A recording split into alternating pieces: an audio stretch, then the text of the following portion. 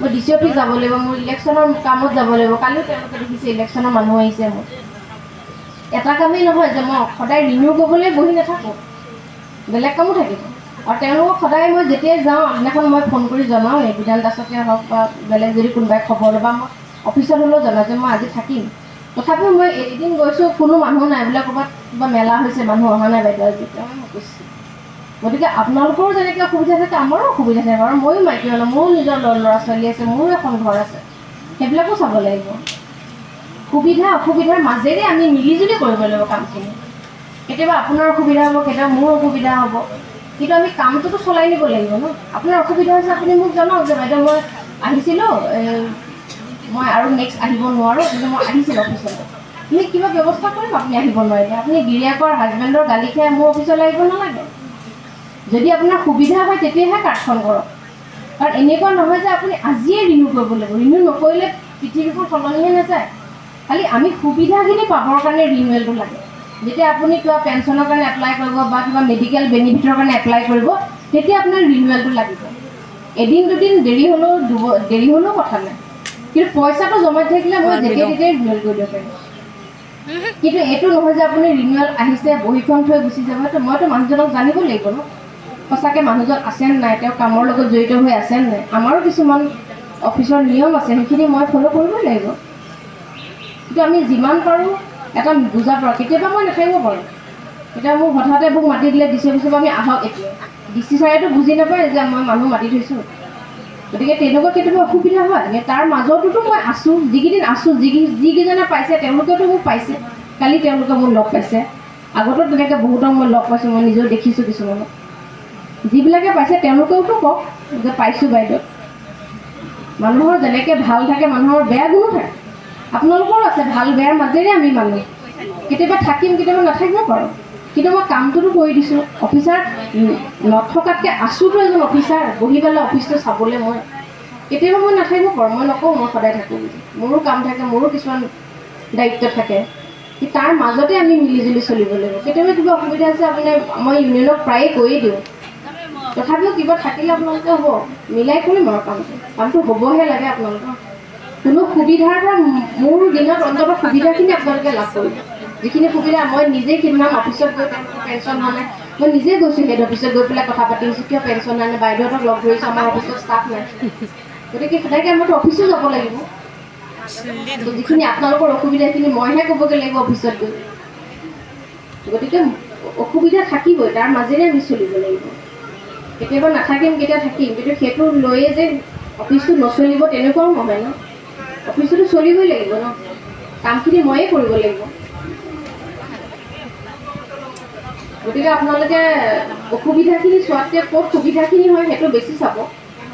যে আছোঁ, মই থাকিম আৰু আপোনাৰ কামখিনি কৰিম, সেইটো আপোনালোকে জানিব। নকৰাকৈ মই কাকো উভতাই নপঠাওঁ। ভুল হ'লে বেলেগ কথা বাৰু, কাৰোবাৰ কিবা ভুল হৈছে মই শুধৰণি কৰিব দিছোঁ, কিন্তু কামটো কৰাটো চিয়'ৰ। এতিয়া কোনোবা দুগৰাকী আহিছে, তেওঁলোকৰ কালি ভুল হৈছে, মই আহিব মানা কৰিছোঁ, আৰু আহিব নালাগে। আপুনি আজি আহিছে যিহেতু, ভুলখিনি শুধৰ কৰি আপুনি ইউনিয়নৰ হাতত দি দিব, মই কৰি দিম। বাৰে বাৰে আহিব নালাগে, আপোনালোকৰো অসুবিধা ময়ো জানো, খৰচ কৰি আহে আপোনালোকে দূৰৰ পৰা। কিন্তু সেইটোৱেই যে অন্তিম চলিউশ্যন সেইটো নহয়। কামখিনি হ'ব লাগে, মই কৰি দিম, সেইটোৱে।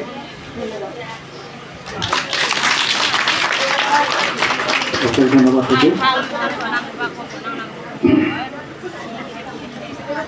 ইয়াৰ লগে লগে আমি সমাজৰ দুৱাৰষাৰ শেষ হ'ল। ইয়াৰ পিছতে আমি সভাপতিৰ মন্তব্য আৰু সভাভংগ।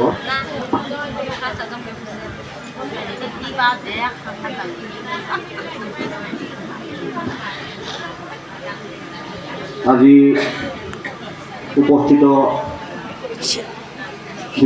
শ্ৰম বিষয় বাবদ থকা আমাৰ পল্লৱিতা বাইদেউ ডাঙৰীয়ানীদেৱ আৰু এই দায়িত্বত থকা সকলো বয়োজ্যেষ্ঠসকলকে সন্মান জনাই, আৰু আমাৰ কামেৰ মহকুমা টুমপেং আঞ্চলিক নিৰ্মাণ শ্ৰমিক ইউনিয়নৰ সকলো সদস্য আৰু সদস্যাকে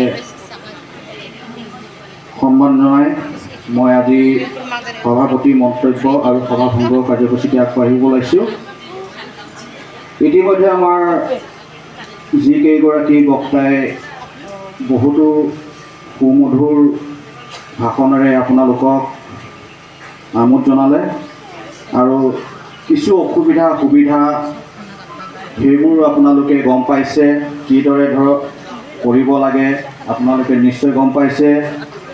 আমি যাতে আগন্তুক আহি থকা জীৱনটোত আমি আমাৰ শ্ৰমিক ইউনিয়নটি সদায় জীয়াই ৰখাবলৈ পাৰোঁ, ভালদৰে আমাৰ ডংকা মোকামত থকা যিটো শ্ৰম কাৰ্যালয়, সেই কাৰ্যালয়টো যাতে আমি ভালদৰে বচাই ৰখাব পাৰোঁ, তাৰ বিষয়ে আমি সকলোৱে চিন্তা চৰ্চা কৰিব লাগিব।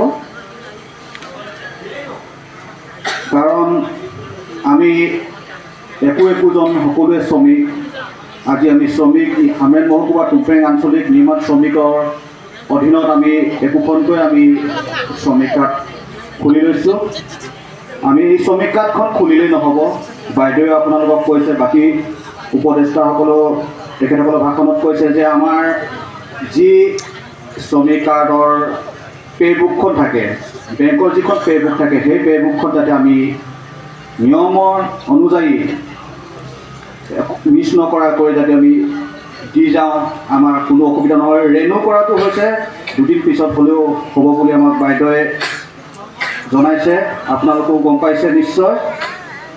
সেয়েহে আপোনালোকক এতিয়াই অনুৰোধ, যাতে আগন্তুক আহি থকা দিনত আমি কি সুবিধা ল'ব লাগিব নালাগিব, সেই সুবিধাবোৰ নিজে হয়তো অফিচত গৈ হ'লেও বা আমাৰ সকলক লগ ধৰি হ'লেও জানিবলৈ চেষ্টা কৰিব বুলি আশা ৰাখিছোঁ।